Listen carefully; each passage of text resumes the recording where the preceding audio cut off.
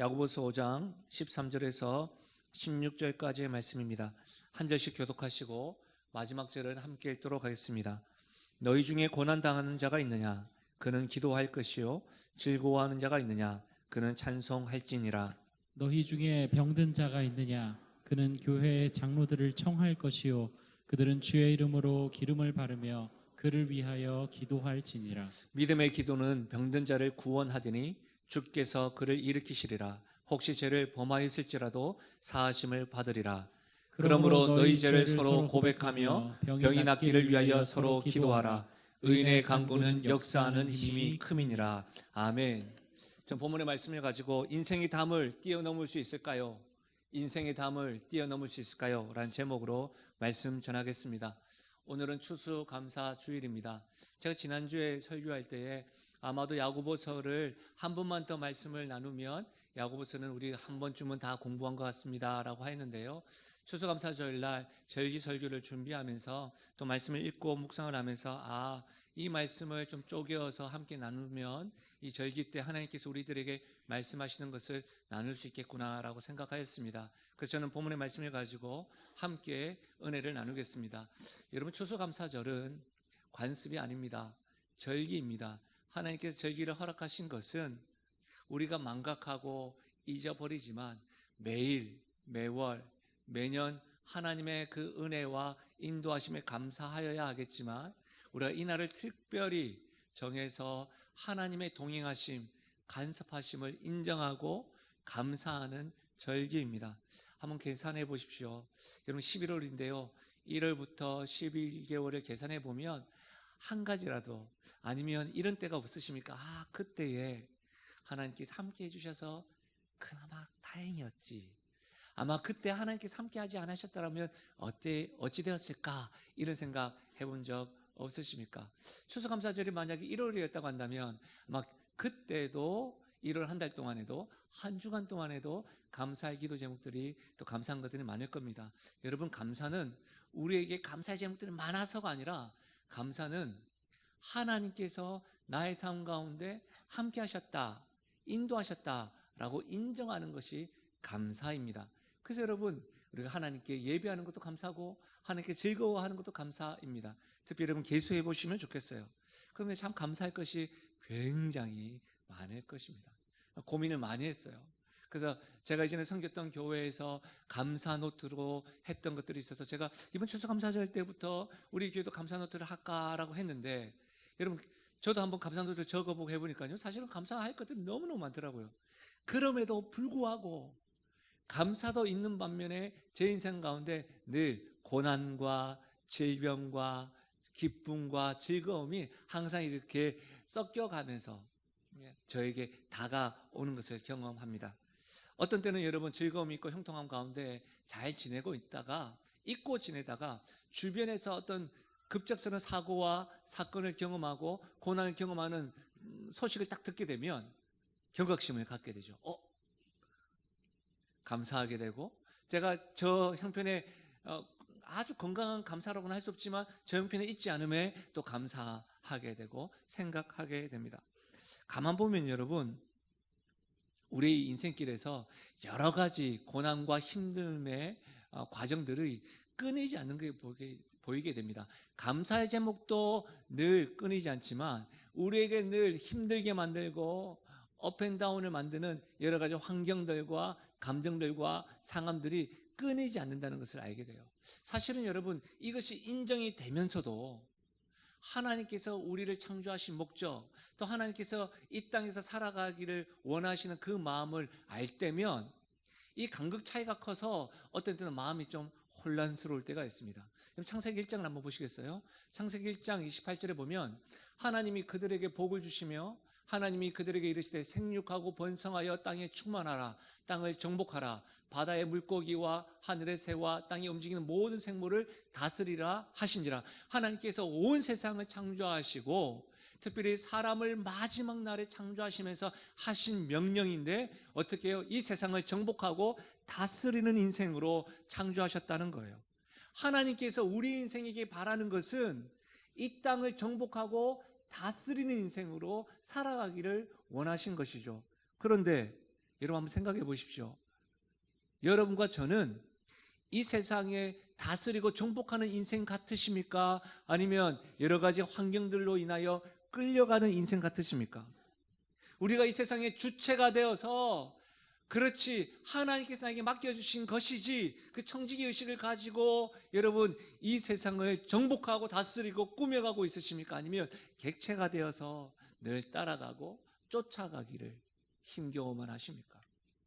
아마도 우리가 허망함을 느끼는 이유가 있다고 한다면 전자보다는 후자인 경우가 많아서 왜 하나님께서는 정복하고 다스리라고 했는데 나는 늘 변함없고 롤러코스터와 같은 이렇다가 저랬다가 하는 환경들과 힘듦으로 인해서 늘 끌려만 다닐까 이렇게 생각되는 것이겠죠. 왜 그런 걸까요? 왜 우리는 하나님의 창조 목적에 의해서 환경을 지배하거나 다스리지 못하고 늘 끌려다니는 걸까요? 왜 우리 앞에 있는 고난과 힘겨움 앞에서 우리는 좀 당당하게 살아갈 수 없는 것일까요? 하나님 앞에 좀 더 구체적인 솔루션을 줄 수 없습니까? 라고 물어보기도 하고 기도도 하게 됩니다. 야고보서가 어떤 말씀이라고 했습니까? 야고보서는 신앙을 가진 자들이 신앙을 지키기 위하여 환난과 힘듦과 핍박을 벗어나 거주지를 떠나서까지 신앙을 지키는 그들에게 흩어져 있는 12지파에게 하나님께서 사도 야고보를 통하여 믿음에 대하여 행함에 대하여 가정생활에 대하여 재물에 대하여 언어 생활에 대하여 굉장히 구체적으로 말씀을 전해주신 말씀입니다. 이런 측면으로 본다면 우리 인생의 환경과 힘듦의 담을 하나님께서는 이 말씀을 통해서도 우리가 자주 빈번하게 반복해서 경험하는 환경과 담을 뛰어넘을 수 있는 비결을 분명히 주셨는데 우리가 그것을 잘 모르고 있지는 않을까라고 생각되어집니다. 사랑하는 여러분, 참으로 우리는 하나님께서 주시는 말씀과 능력으로 우리 앞에 여러 가지 있는 담을 뛰어넘을 수 있습니다. 그러나 우리의 인생은 대체로 통곡의 벽 앞에서 늘 한탄만 하고 눈물만 쏟고 있는 우리의 현실 앞에 오늘 말씀이 어렵지 않게 굉장히 분명하게 드러내어주는 세 가지의 진리의 말씀을 통하여 깨닫고 은혜 얻는 그런 귀한 시간 되시기를 주의 이름으로 축복합니다. 첫 번째요, 인생의 담을 뛰어넘을 수 있으려면 첫 번째는 고난당할 때는 기도하라는 겁니다. 고난당할 때는 기도하라. 여러분 13절에 너희 중에 고난당하는 자가 있느냐? 그는 기도할 것이요. 너희 중에라고 했습니다. 신앙 공동체 안에 신앙으로 믿음을 지키고자 했던 결단과 헌신했던 사람에게도 뭐예요? 고난당한 자가 있다는 것이죠. 그런 사람에게 뭐예요? 기도하라 지금 말씀하고 있는 거예요. 여러분 어쩌면 예배드리는 여러분들 신앙생활 하시면서 기도하라는 말씀을 너무나도 자주 들었기 때문에 선입견을 가지고 또 기도하라는 말이네 라는 생각으로 길을 막고 있는 분 있는지 모르겠습니다. 어떤 이들은 이렇게 말씀할 수도 있겠습니다. 한국 교회 성도들만큼 기도를 많이 하는 성도들이 어디 있습니까? 새벽 기도하지요, 수요 기도해야지요, 금요 기도해야지요, 철야 기도해야지요, 금식 기도하지요, 작정 기도하지요. 기도수가 얼마나 많습니까? 심지어 우리는 어떻게 해요? 지난주 목요일 날에는 수능 기도회까지 하였습니다. 이렇게 기도회를 많이 하는데 또 기도하라니요? 무슨 말입니까? 이렇게 질문할 수도 있겠습니다. 근데 여기서 우리는 한 가지 생각해 볼 것이 있습니다. 수능생을 위한 기도에만 두고 생각을 해봐도 그렇습니다. 여러분 한국에 있는 모든 종교에서 기도라는 명목으로 기도의 시간을 가졌습니다. 그날 목요일 날 말입니다. 이렇게 보면 기독교만이 기도를 하는 종교가 아니라는 것을 잘 알 수가 있습니다. 모든 종교에서 기도에 많은 시간을 할애할 뿐만 아니라 부르짖는 기도를 하고 있다는 것이죠. 그렇다면 우리는 또 한 번 질문을 해보아야 합니다. 하나님을 믿는 성도가 기도하는 것과 하나님을 모르는 사람들이 기도하는 것과 어떤 차이가 있느냐 이것입니다. 여러분 무엇이 다른 것일까요? 분명히 말씀드리면 다른 그 어떤 것보다 하나님 앞에 기도하는 것은 농성이나 내가 원하는 것을 얻기 위한 떼쓰미나 도구가 아니라는 겁니다. 오해하는 것 가운데 작정 기도와 금식 기도에 대해서 그렇습니다. 하나님 앞에서 많은 사람들이 40일 작정을 하고 집중해서 기도합니다. 또 금식하면서 기도하는 경우가 있습니다. 왜 그럴까요? 본인이 소원하는 것이 있기 때문입니다. 그 소원한 것을 반드시 들어주기를 바라는 마음으로 작정하고 금식 기도합니다. 그러나 그 자체는 잘못된 것이 아니지만 만약 작정하고 금식하는 목적이 이것 하나, 내가 원하는 것만을 얻기 위한 기도의 형태라고 한다면 이런 기도는 기독교에만 있는 게 아닙니다. 다른 종교에도 있습니다. 다른 모든 종교에도 있습니다. 그렇다면 과연 기독교에서 하나님 믿는 성도들의 기도와 모두가 다 작정 기도하고 단식하고 플랜카드까지 걸어놓으면서 내가 몇 번을 했다, 금식은 몇 번 했다, 그 횟수가 중요하고 형태가 더 많아서 기독교의 기도가 더 능력이 있는 것일까요? 아니면 더 정성스러워서 그런 것일까요? 과연 어떤 차이가 있는 것일까요? 사랑하는 여러분, 저는 아무리 생각해봐도 별반 차이를 못 느끼겠습니다. 어떤 의미에서는 형태와 정성은 하나님을 믿지 않는 사람들이 더한 경우도 있어 보입니다. 그러면 어디에서 차이가 있을까요? 기도에 응답하시는 하나님이 다릅니다. 우리 하나님은 인격적이시고 우리 하나님은 우리에게 생명도 주시기까지 사랑의 하나님, 그 하나님이 우리의 기도를 응답하시는 분이시다. 이게 다른 겁니다. 다시요, 기도의 형태와 기도의 정성이 하나님을 믿는 성도들의 기도가 다른 것이 아니라 우리의 기도를 들으시는 하나님이 인격적이시고 우리의 기도를 응답하시는 하나님이 사랑의 하나님이시다. 이것이 다르다는 사실입니다. 믿으십니까? 여러분, 이 사실을 만약 확신한다고 한다면 우리에게 소원이 있습니다. 우리가 소망하는 것이 있습니다. 우리가 원하는 것이 있습니다. 그렇죠? 그것을 가지고 기도할 수 있죠. 그러나 내 하나님이 인격적이시고 내 하나님이 사랑이 많으신 분이라고 한다면 내가 생각하기에 지금 이때가 가장 원하는 것이지만 인격적이시고 사랑 많으신 하나님이 잠시만 기다려 보거라, 그 하나님을 내가 확신할 수 있다고 한다면 떼쓰고 기도했는데 작정했는데 금식했는데 이루어지지 않는구나, 이렇게 불평불만으로만 반응하지는 않을 것입니다.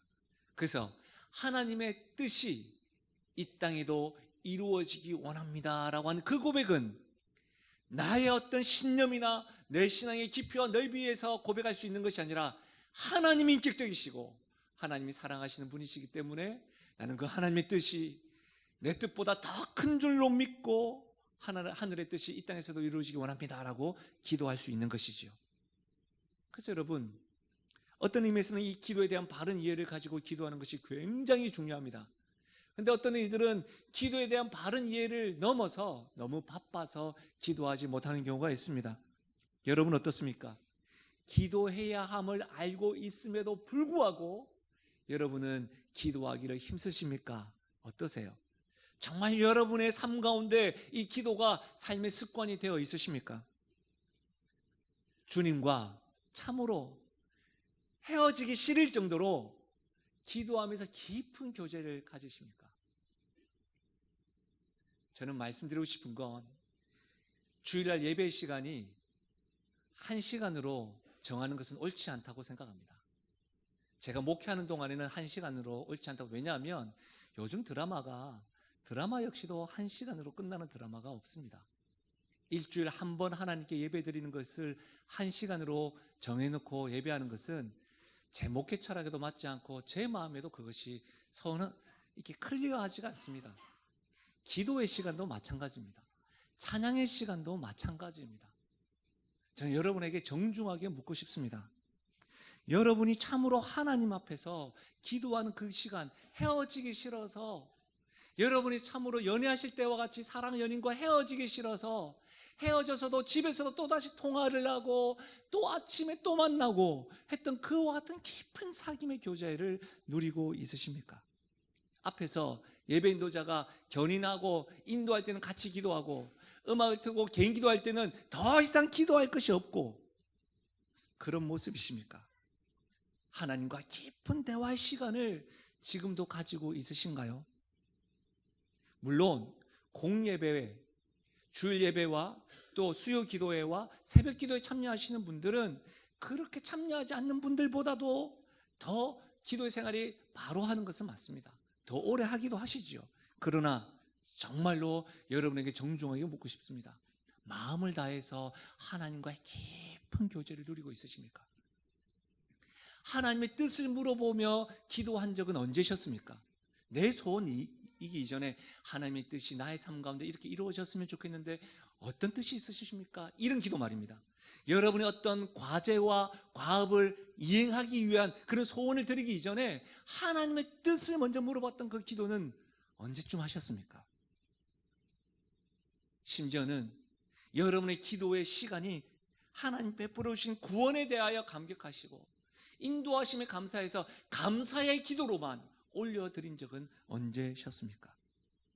아무도 보는 이이 없을 때에 홀로 있을 때 말입니다. 하나님과의 골방의 시간, 그 시간 가지고 있으신가요? 어떠세요? 왜 하나님은 선지자를 통하여 사도 야고보를 통하여 계속해서 기도하라고 우리에게 말씀하시는 걸까요? 귀에 딱지가 옮을 정도로 쉬지 않고 기도하십시오. 그것이 그리스도 예수 안에서 너희를 향하신 하나님의 뜻입니다라고 할 정도로 기도를 강조하신 이유가 뭘까요? 심지어는 오늘 말씀에는 고난 당하십니까? 고난 당할 때 기도하라 또 말씀하신 이유가 뭘까요? 여러분, 고난 중에 하나님을 기억하지 않고 기도하지 않으면 환경과 힘듦에 지배당하게 되기 때문입니다. 고난으로 인해서 인생이 피 터지고 낙담하고 좌절하고 원망과 분노로만 가득한 인생으로 살아가시기 때문입니다. 여러분, 어떤 예화 필요 없습니다. 여러분의 인생을 한번 되돌아보십시오. 여러분이 힘겨웠을 때에, 올 한 해 동안에 답답했을 때에, 하나님 앞에 토해내고 기도하지 않았을 때에 여러분 마음 가운데 평안이 가득하셨습니까? 아니면 분노가 가능하고 원망이 가득하셨습니까? 멀리서 찾아볼 필요가 없습니다. 하나님께서 고난 중에 기도하라는 말은 고난에 우겨싸움을 당하지 않게 하기 위하여, 고난에 집중하지 않게 위하여, 고난보다 더 크신 하나님을 경험하게 하기 위하여 고난 중에 있습니까? 기도하라고 말하는 겁니다. 저 역시도요, 고난이 있고 힘겨움이 있을 때 기도 안 하면 제 안에 분노가 늘 가득한 것을 보게 됩니다. 직면합니다. 여러분 어떻습니까? 실제로 우리는 세상 속에 살면서 세상의 영향을 받지 않을 수가 없습니다. 왜냐하면 우리는 연약한 존재이기 때문입니다. 한계가 있는 존재이기 때문이에요. 그래서 우리는 인격적이시고 우리에게 사랑이 풍성하신 그 하나님께 때를 따라 돕는 은혜를 얻기 위하여 은혜의 보좌 앞에 나아가 고난 중에도 형통함 중에도 주 앞에 기도해야 될 줄로 믿습니다. 사랑하는 여러분, 사실 기도에는 능력이 있습니다. 왜 그렇습니까? 저 사람이 작정 기도를 해서 능력이 있는 겁니까? 저 사람이 금식 기도해서 능력이 있는 것입니까? 아닙니다. 아닙니다. 그 정성과 간절함을 하나님이 주목하실 겁니다. 그러나 그 정성과 간절함 때문에 하나님 응답하시는 것이 아니라 하나님의 사랑, 하나님의 때, 하나님의 방법, 그 기도에 응답하시는 하나님의 능력이 있기 때문에 기도는 능력이 있는 줄로 확신할 수 있기를 바랍니다. 그래서 여러분, 하나님께서는 우리가 기도를 할 때는 하나님 어떻게 이 담을 뛰어넘을 수 있습니까? 라고 기도할 때 하나님께서 뛰어넘을 수 있는 능력도 더해 주십니다. 하나님, 내 앞에 있는 이 벽을 허물어지게 해주십시오라고 기도할 때는 하나님께서 역전시키셔서 이 벽을 허물기도 하십니다. 도저히 내 힘으로는 저 사람을 바꿀 수 없습니다. 우리 주님께서 저 사람을 바꿔주십시오라고 할 때에 강권하여 하나님께서 그의 인생을 붙잡고 무릎 꿇게 하시는 경우도 있습니다. 그러나 여러분, 하나님께서는 우리의 기도를 통하여 담을 뛰어넘기도 해주시고 벽을 허물기도 해주시고 사람을 변화시키기도 해주시지만 가장 놀라운 은혜는 기도하는 사람을 변화시켜 주십니다. 기도하는 사람을 변화시켜 주십니다. 이 사실만 보더라도 우리 하나님이 힘만 센 능력 있는 분이 아니시라 우리 하나님 인격적이시고 사랑의 하나님이라는 사실이 분명해지는 것이죠. 여러분 주변에 기도하는 사람들에게 한번 물어보십시오. 담이 무너지지 않으면 인생이 다 무너질 것 같아서 기도해 주십시오라고 요청을 하는데, 기도하는 가운데 갑자기 돌변합니다. 이 담이 무너져도 괜찮습니다. 하나님께서 저에게 새로운 담으로, 새로운 울타리로 보호해 주실 것을 확신합니다 라고 하는 그런 고백을 듣게 됩니다. 어떤 때는요, 광야의 길 걸어가는 것이 너무너무 힘듭니다. 우리 하나님이 이 사막과 광야의 길 가운데 시냇가의 시냇물과 같이 길들을 열어주시길 원한다고 기도를 요청합니다. 그런데 오셔가지고 광야 인생이 계속돼도 괜찮습니다. 사실 힘든 것은 사실입니다. 시냇가에 물이 있었으면 좋겠습니다. 그러나 있지 않는다 할지라도 우리 하나님이 이른 비와 늦은 비 인내하면서 그때를 기다리겠습니다. 힘을 내어서 걸어가 보겠습니다. 이런 성도들이 얼마나 많은지 모릅니다. 하나님 앞에 있는 홍해가 갈라지길 원합니다라고 기도하다가도, 하나님, 만약 하나님께서 홍해를 갈라지지 않는다 할지라도 내 하나님은 홍해 위를 걷게 하실 겁니다. 이렇게 입의 고백이, 신앙의 고백을 하는 분들 다 기도하면서 하나님을 통하여 자신이 편함으로 인하여 이렇게 고백하게 되는 거예요. 최근에 제가 어떤 분을 만났습니다. 갑작스럽게 억울한 일을 당하고 경제적인 어려움을 당함으로 인하여 기도 요청을 하였습니다. 여러분, 그런데요, 억울한 일을 딱 들었을 때요, 제 안에 화가 일어나더라고요. 기도 정도까지. 너무너무 억울한 일 당하셨으니까 제 안에 화도 일어나고, 제가 그것에 공감해야 되겠다는 말로 말하려고 딱 하는데, 어떻게 그런 일이 있냐고, 못된 사람 같으냐고, 같이 기도하겠습니다 이렇게 딱 말하려고 딱 하는데, 그분이 너무너무 억울하고 화가 나고 염려가 되고 두렵습니다. 그러나 하나님께서 이 상황 가운데 역사하실 것입니다. 이 믿음 놓지 않게 해달라고 기도 부탁하는 거예요. 기도하는 사람이기 때문에 하나님이 그의 인생을 만져주신다는 사실을 아는 거예요. 내가 원하는 소원은 있지만 하나님께서 답해 주신 그 답이 가장 확실하다는 것을 확신하는 사람들은 그렇게 고백하는 것이지요.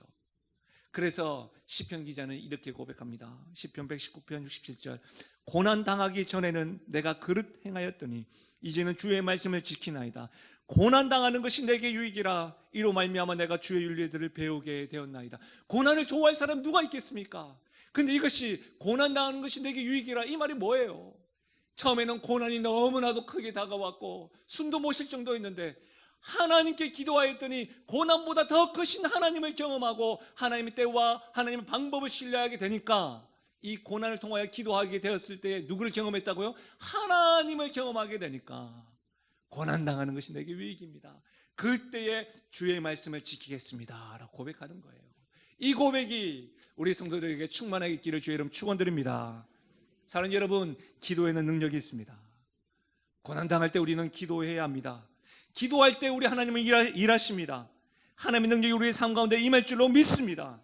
하나님의 능력은 환경을 변화시켜 줄 뿐만 아니라 기도하는 우리를 변화시키면서 그 환경을 따라가는 것, 그 환경만을 열어주는 것이 아니라 환경을 정복하고 다스리는 인생으로 변화시킬 줄로 믿습니다. 두 번째로요, 이 환경을 변화시킬 방법은 즐거울 때는 찬송해야 합니다. 13절 말씀이 이렇게 되어 있죠. 즐거워하는 자가 있느냐, 그는 찬송할지니라. 여러분, 이 말씀을 가만히 보면 즐거울 때 찬양하는 것 당연하지 않을까요? 그렇지 않습니까? 즐거울 때 당연하지 않을까요? 기쁜 일이 있으면 감사한 것이 상식이 아닐까요? 우리가 점심 식사하다 보면 이렇게 또 간식으로 섬겨주시는 분들이 있습니다. 그분들 몇 면에서 어떻게 이렇게 섬겨주셨습니까 하면 또 감사할 제목이 항상 있더라고요. 감사의 제목이 있으니까 감사하고 즐거운 일이 있을 땐 찬양하는 것이 당연하지 않을까요? 여러분, 연애 초기의 청년들이나 사람들 딱 보면 표정이 다릅니다. 너무너무 좋은 거야. 근데 점점 표정이 바뀌고 이런 분들, 주여 나오시는데 생각해 보십시오. 여러분, 근데 왜 즐거울 땐 찬양하라고 말하는 걸까요? 사랑을 하고 기쁨이 있으면 감사가 넘치고 사랑하면 이렇게 표정이 바뀌는 것이 당연할 짓인데 왜 그런 걸까요? 여러분, 우리가 잘 알고 있는 이스라엘 백성들, 하나님께 표본을 주셨잖아요. 이스라엘 백성들은 애굽에서 노예로 살았었습니다. 하나님께서는 애굽과 이스라엘 백성들, 그 나라와 그들의 삶 가운데 간섭하시고 역사하셔서 애굽의 노예로 살았던 그들을 자유인으로 해방시켜 주셨습니다. 그런데 놀랍게도 출애굽기 말씀을 보면 출애굽 하자마자, 노예에서 자유인으로 해방하자마자 그들의 입속에서 나왔던 것은 뭐죠? 하나님과 리더인 모세에 대한 원망과 불평을 쏟아놓기 시작했습니다. 어떻게 해요? 마실 물이 없다는 거예요. 먹을 고기가 없다는 거예요. 왜 출애굽시켰냐는 거죠. 그러면서 이런 말을 합니다. 저는 이 말씀을 묵상할 때마다 또 읽을 때마다 너무너무 부끄럽고 제 자신을 돌이켜보는데요. 종으로 살았지만 애굽이 좋았다. 그때 돌아가자. 이런 말을 하는 거예요. 여러분, 혹 우리가 그렇지 않습니까? 하나님의 구원에 대하여 감격받고 하나님의 은혜에 대해서 감격했는데 조금 좋았던 것, 이전에 누리지 못한 것들 생각하니까 다시 복귀하자. 종의 근성이에요. 종으로 살았지만 먹고 마시는 것만 평안하면 난 종으로 살아도 된다. 진짜 복음을 모르는 거예요. 고기만 먹을 수만 있다고 한다면 종으로 살고 싶다. 여러분, 또한 어떻게 했습니까? 하나님이 그들의 삶 가운데 이른 비와 늦은 비와 불기둥과 구름 기둥으로 만나와 메추라기로 먹여주실 때마다, 그럼에도 불구하고 끊임없이 그들은 그것이 이제 채워지다 보니까 메뉴를 좀 바꿔달라. 왜 똑같은 것만 주느냐? 원망하고 불평불만으로 광야의 길을 터벅터벅 걸었습니다. 표본으로 삼아주셨다는 사실입니다. 이것은 나와는 관계없다는 것이 아니라 하나님께서 우리에게 말씀하시는 겁니다. 너희들은 어떠냐? 민수기 14장 27절입니다. 우리 이 말씀을 함께 읽어볼까요? 민수기 14장 27절 함께 읽겠습니다. 나를 원망하는 이 악한 회중에게 내가 어느 때까지 참으랴? 이스라엘 자손이 나를 향하여 원망하는 바, 그 원망하는 말을 내가 들었노라. 하나님이 원망하는 바를 들었노라. 내가 들었노라. 사랑하는 여러분, 하나님이 들으십니다. 우리가 어떤 마음을 가지고 살아가는지, 어떤 생각을 가지고 살아가는지 우리 입술의 모든 말들을 하나님이 들으십니다. 이스라엘 백성들의 이 원망과 불평의 소리를 들으시고 하나님은 어떤 표정을 지으셨을까요? 하나님께서 우리의 원망과 불평을 들으시고 종의 노예, 종의 근성을 가지고 이전이 좋았다라고 말하는 그 근성을 가지고 그 근성을 들으시고 하나님은 어떤 표정을 들으셨을까요? 우리의 불평과 불만과 원망의 소리를 하나님이 들으신다는 이 사실이 여러분에게 어떻게 다가오십니까? 어떻게 느껴지십니까? 만약 말입니다, 여러분이 원망과 불평을 들으시는 하나님에 대해서 내가 그것을 들었노라, 이 말씀을 들었음에도 불구하고 아무렇지 않다. 만약 그렇다고 한다면 여러분은 죄송하지만 영적으로 죽은 상태입니다. 영적으로 병든 상태입니다. 아무리 예배를 드린다 할지라도 원망과 불평을 하나님이 들으신다, 이 진리의 말씀을 듣고 있음에도 불구하고 떨림이 없고 두려움이 없고 경외감이 없다고 한다면 저와 여러분은 병든 것이 분명합니다. 왜냐하면 원망과 불평인 사람들은 하나님을 보지 못하기 때문입니다. 함께 하시는 하나님을 망각하며 살아가는 사람이기 때문입니다. 그런데 그 사람들에게 내가 들으노라라는 말씀은 뭐예요? 하나님이 지적하시는 것이 아니라 내가 듣고 있어. 그때 우리 마음에 떨림이 있어야 됩니다. 근데 딱딱하게 굳었다면 그것이 여러분의 상태입니다. 그것이 우리의 상태고 우리 교회의 상태입니다. 더 놀라운 것은 뭔지 아십니까? 힘들어서 원망하고 불평할 때만 하나님을 잊어버리는 것이 아닙니다. 즐겁고 기쁠 때에도 하나님을 망각한다는 사실이에요. 성도들이 힘겹고 어려울 때는 기도 부탁을 하는 사람들이 있습니다. 어려울 때는 그래도 교회에 나와가지고 신앙에 대해서 말씀이 들은 것이 있으니까 주 앞에 피투성이가 돼도 주님의 이름을 부릅니다. 그러다가 형편이 좀 나아집니다. 기도했던 간절함이 사라집니다. 하나님이 이때만 붙잡아 주신다고 한다면 하나님 앞에서 이렇게 살아가겠습니다 했던 그 약속, 결단, 아이고 하나님 바빠서 잊어버렸습니다, 이렇게 해버립니다. 하나님의 망각한 채 살아갈 때가 너무 많다는 사실이죠. 실제로 여러분 대화를 나누다 보면 모든 성도들, 아니요, 모든 인생들은 크고 작은 사고와 사건을 다 경험했더라고요. 다 하나쯤은 다 가지고 계시더라고요.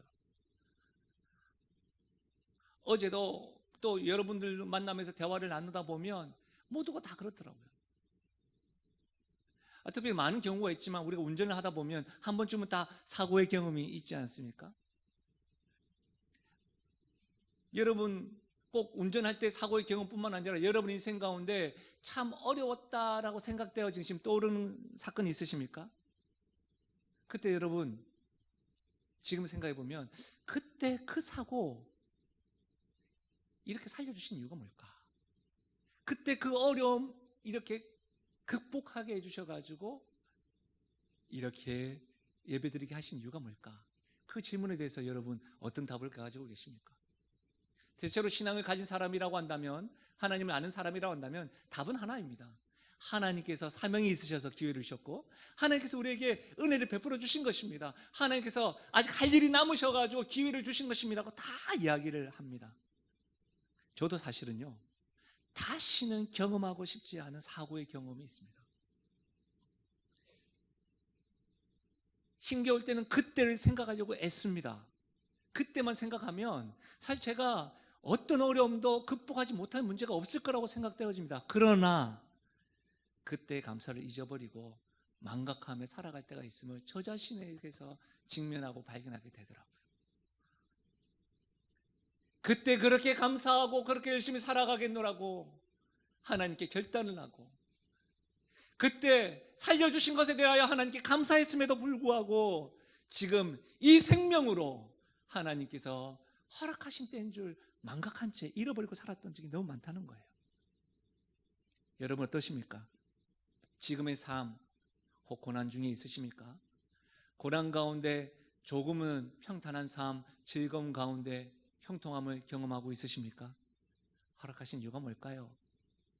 그때에도 즐거움 가운데도 하나님을 기억하고 인정하고 망각하지 않은 채 찬양하고 감사하고 있으십니까? 어떠신가요? 하나님께서는 인생에 대해서 가르쳐 주실 때에 솔로몬을 통하여 이렇게 말씀하셨습니다.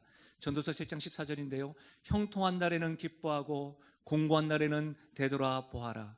이 두 가지를 하나님이 병행하게 하사 사람이 그의 장래 일을 능히 헤아려 알지 못하게 하셨느니라. 하나님께서는 공고한 날을 통해서도 형통한 날을 통해서도 고난의 날을 통해서도 기쁜 날을, 즐거운 날을 통해서도 어떻게 해요? 이 두 가지를 병행하면서 우리들을 일으키시고 우리들에게 간섭하시고 우리의 연약함을 아시면서 돌보시고 인도하신다는 사실이에요. 사랑하는 여러분, 우리가 어떠한 형편에 있든지 하나님을 기억하고 내 인생의 모든 걸음을 인도하시는 하나님을 인정하며 살아갈 수 있기를 주의 여러분 축원드립니다. 그 구체적인 행동이 고난 중에 있으십니까? 하나님을 신뢰하고 기도하는 것입니다. 즐거운 중에 있으십니까? 기쁨 가운데 있습니까? 평온한 가운데 있으십니까? 이 삶을 인정하시고 허락하신 하나님을 인정하면서 감사하고 찬양할 수 있기를 바랍니다. 추수감사주일입니다. 추수감사주일은 절기입니다. 관습이 되지 않기를 바랍니다. 매일, 매월, 매년 하나님께 감사해야 되겠지만 특별히 이 날을 감사하면서 계수하는 것이죠. 하나님이 그때 나와 함께 하셨기 때문이구나. 하나님이 인도하셨기 때문에 여기까지 왔구나.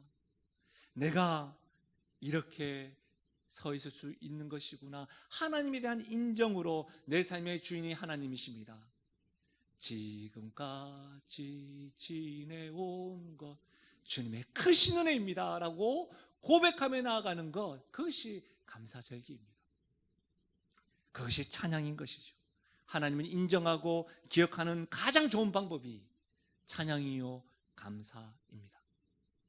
사랑하는 여러분, 저는 여러 부모님들이 자녀 양육에 있어서 특별히 여러분의 생일은 반드시 분명코 확실하게 챙겨 드시길 바랍니다. 자녀들이 생일을 안 챙기면 혼내야 됩니다.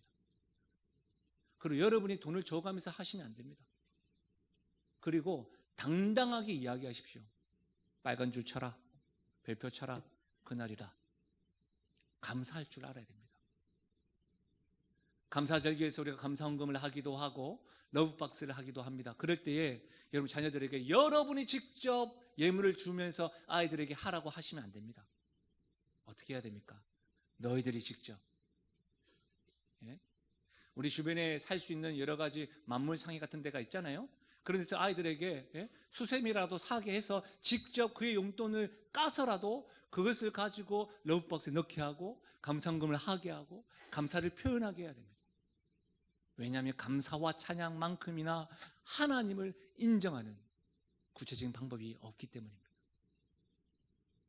특별히 즐거움을 배가시키기 위해서는 하나님께 감사할 뿐만 아니라 그것을 흘려 넘치게 하는 것이죠.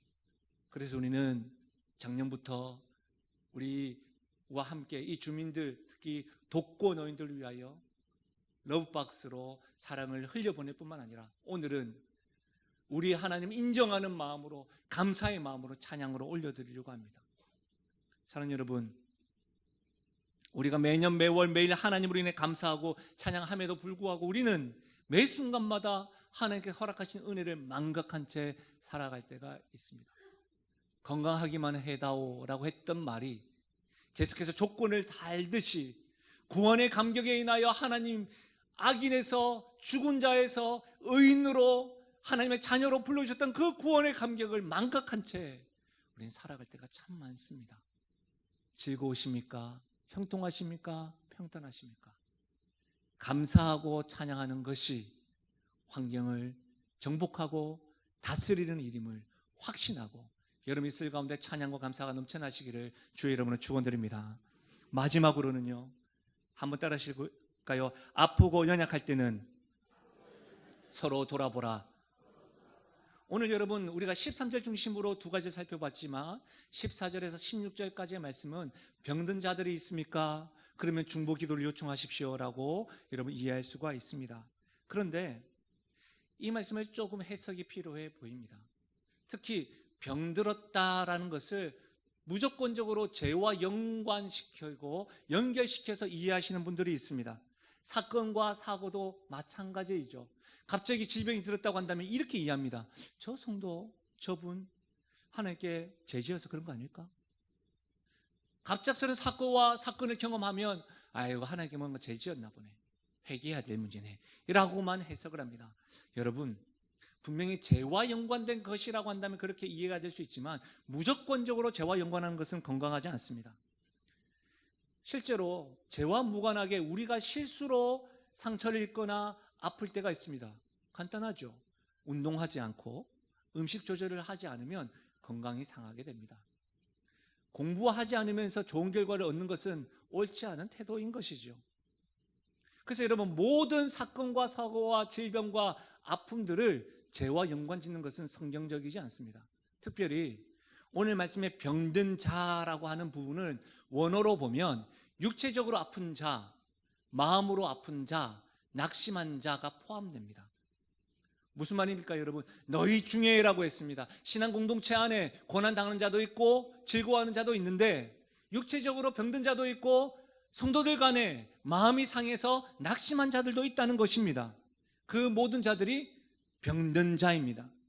여러분 신앙 공동체 안에 이와 같은 자들이 있을 때 어떻게 하라고요? 서로 돌아보라는 거예요. 특히 교회 지도자들을 초청하여서 기름을 바르며 기도하기를 요청하고 있습니다. 어떤 이들은 이 기름을 성령으로 해석합니다. 그래서 교회 지도자들이 와서 기도할 때 뭔가 뜨거움이 있다고 생각합니다. 여러분 제가 여러분을 위해서 머리 안수대고 기도할 때 뜨거움이 느껴지던가요? 아니면 기름기처럼 반질반질하게 뭔가 있던가요?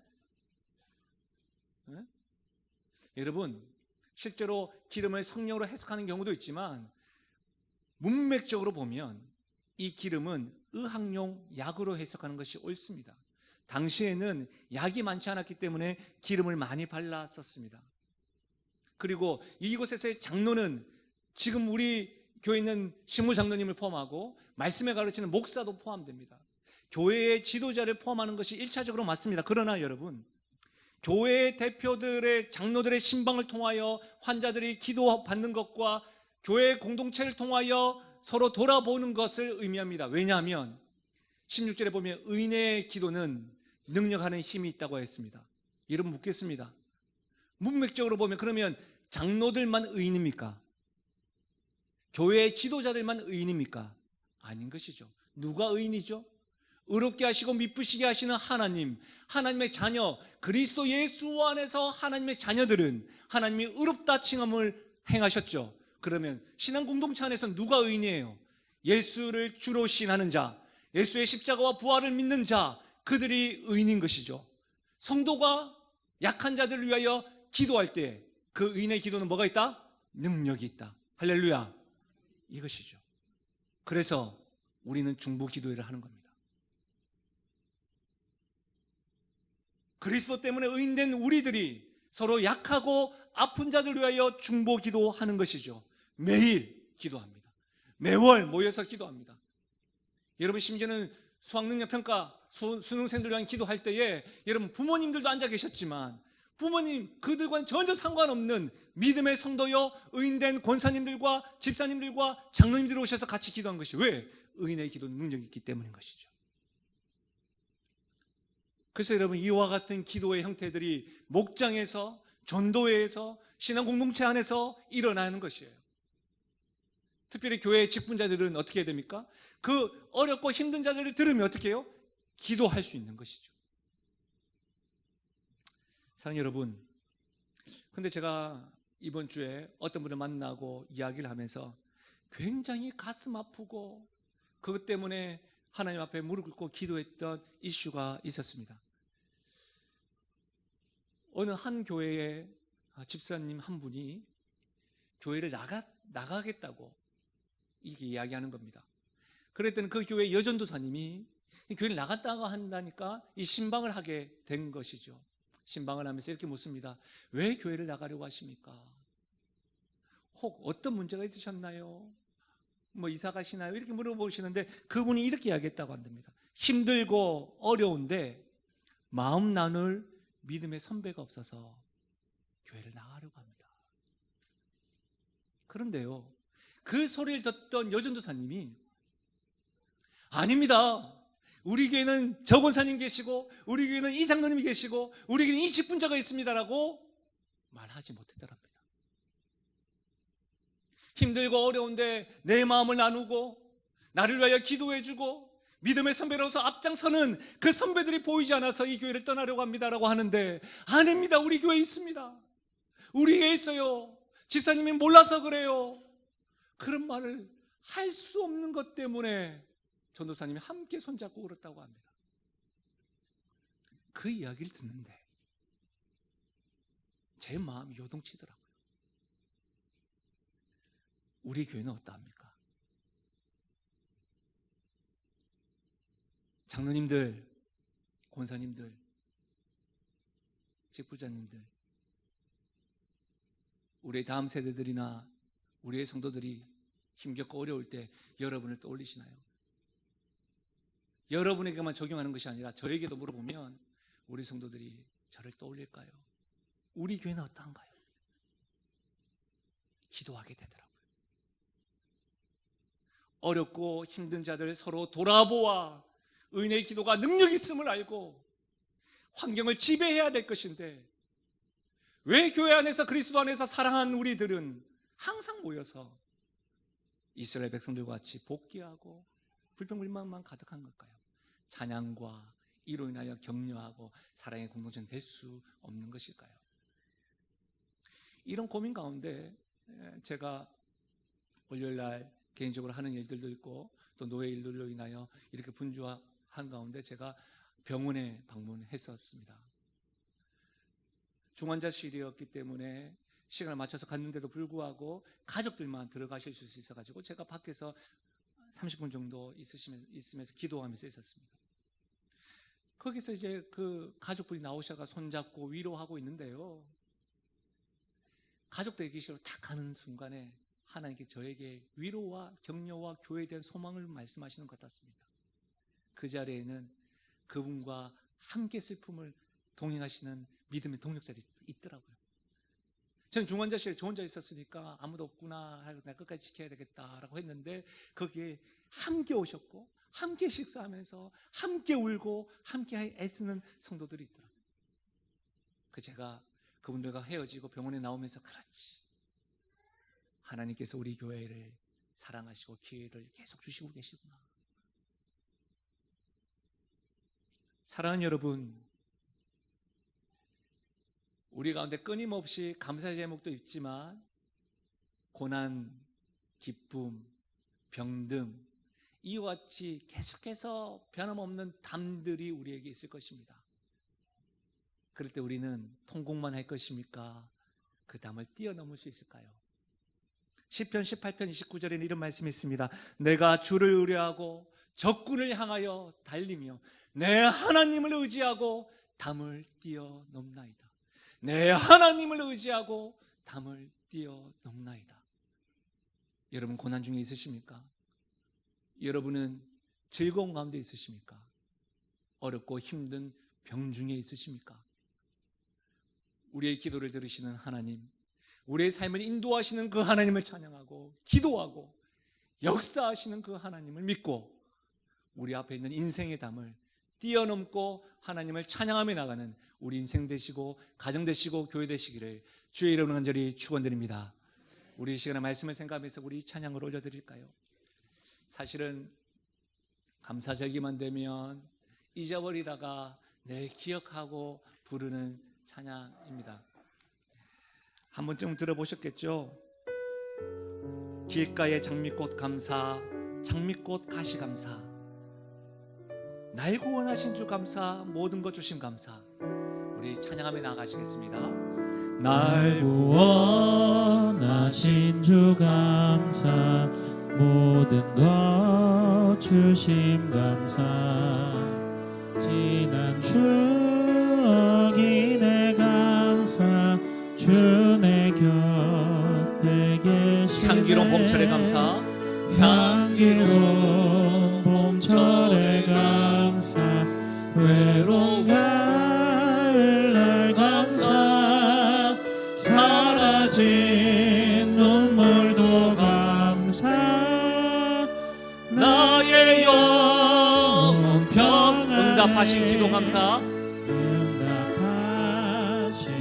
거절하신 것 감사. 이게 가능한 이유가 뭐죠? 우리 하나님이 인격적이시고 사랑이시기 때문입니다. 헤쳐나온 풍랑 감사, 모든 것 채우신 아픔과 기쁨도 감사, 아픔과 기쁨도 감사, 절망 중 위로 감사, 절망 중 위로 감사, 청량 못할 은혜 감사, 크신 사랑 감사, 길가의 장미꽃 감사, 길가의 장미꽃 감사, 장미꽃 가시 감사,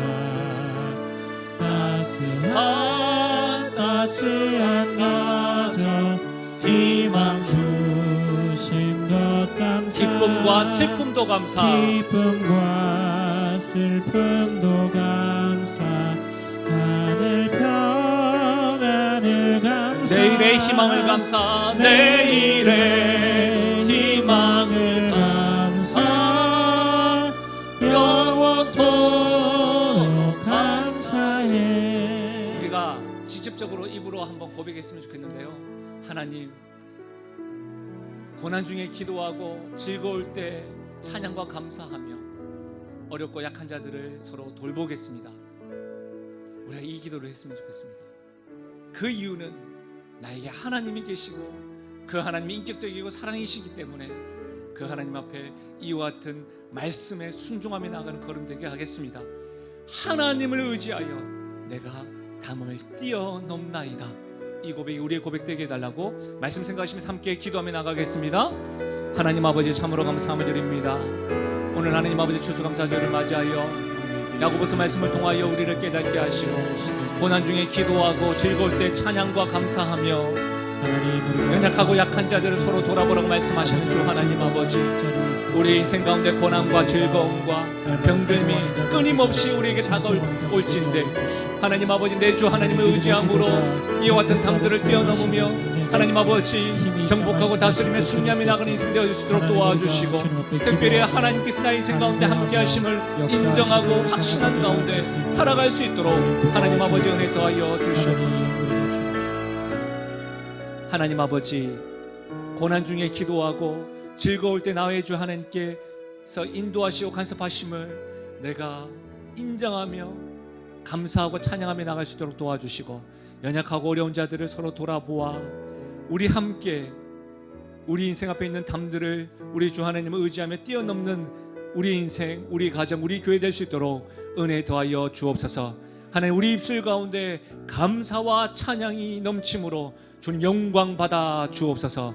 감사드리며 예수님의 이름으로 기도하옵나이다. 아멘. 우리 함께 선포.